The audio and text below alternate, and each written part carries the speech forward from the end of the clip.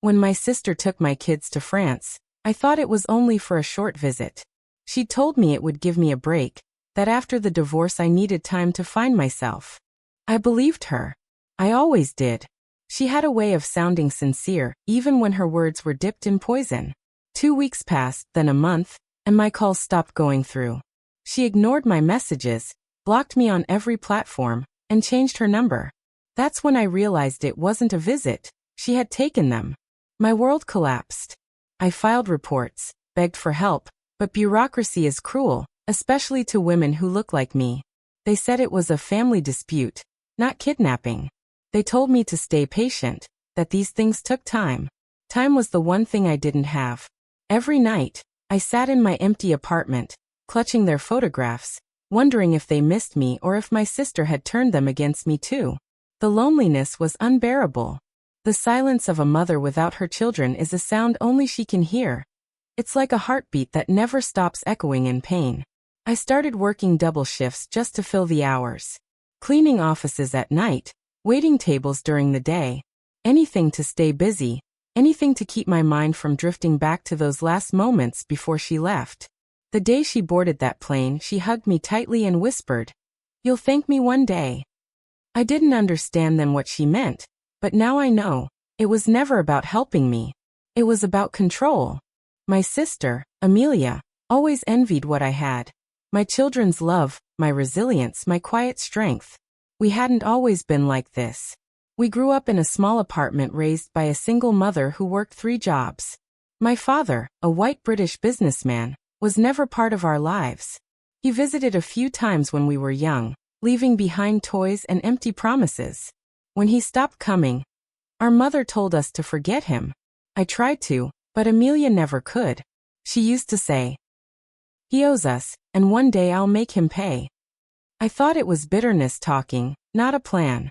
Years passed, and our lives took different paths. I built a modest life, raising 2 kids and working hard to keep them safe. Amelia, on the other hand, chased wealth and power. She married rich, divorced richer, and learned how to play people like chess pieces. When she took my children, she didn't just steal from me. She stripped away my reason to breathe.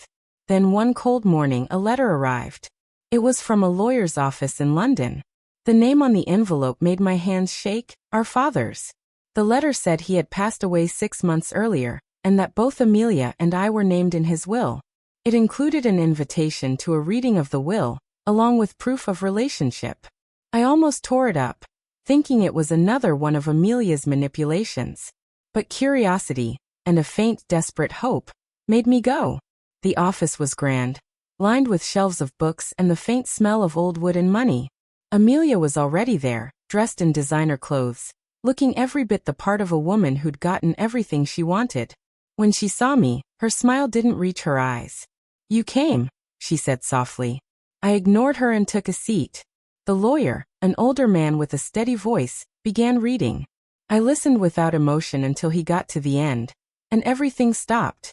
My father's estate was valued at over $350 million. I heard Amelia's sharp intake of breath. Then came the shock that made her face go pale. The entire fortune, every share, every property, every investment, was left to me, not her. The room fell silent except for the faint ticking of a clock. Amelia stammered, demanding to know how that could be possible. The lawyer explained that my father had spent his final years tracking both of us down. He tried to contact Amelia first, but she had refused to meet him. When he finally found me, he discovered I was struggling to rebuild my life, and that I had never asked him for anything. That, he said, changed everything. I couldn't process it. 97 million had sounded impossible in someone else's story, but 350?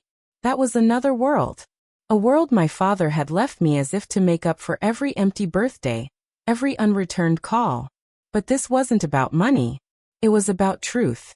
The man I thought had abandoned us had been searching for redemption. And the sister I thought I could trust had been hiding something far darker. Later that night, I confronted Amelia outside the lawyer's office. She didn't deny taking my kids. She laughed instead, a bitter, broken sound. "You think money will fix everything," she said. "They're mine now. You'll never find them." That was her final attempt at control. But she underestimated me. I had something I hadn't had in years: resources and power. With the inheritance, I hired private investigators, lawyers, and advocates. Piece by piece, I built a case. It turned out she had falsified travel documents, enrolling my children in an international school under her ex-husband's name.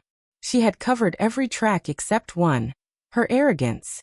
When the authorities in France finally found her, she was living in a villa on the outskirts of Nice. My children were safe, confused but unharmed. The reunion was messy, full of tears and disbelief. My daughter clung to me, whispering, "Mom, I thought you forgot about us." I promised her I never stopped trying. In court, Amelia tried to paint me as unstable, unfit, and obsessed. But the truth stood taller than her lies.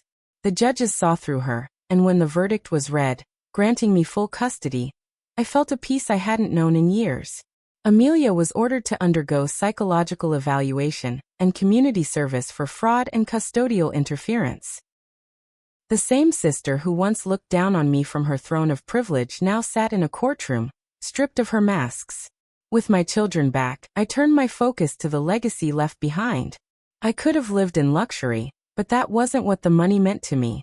It was proof that no matter how much the world tries to bury you, truth has a way of digging its way back up.